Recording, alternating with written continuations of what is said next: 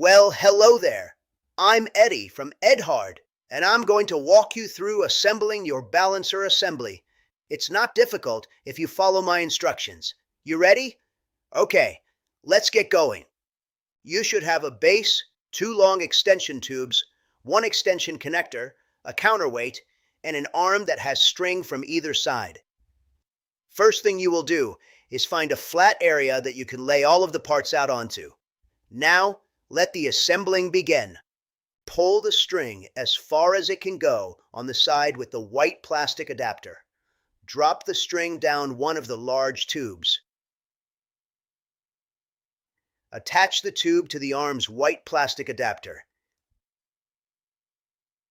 Feed the string through the extension connector and attach the extension connector to the large tube.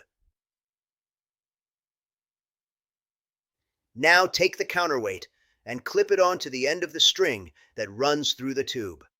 Slide the counterweight into the second large tube.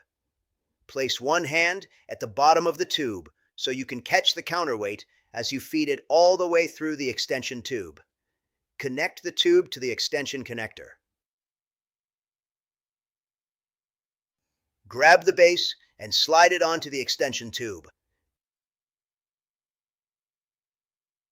Perfect.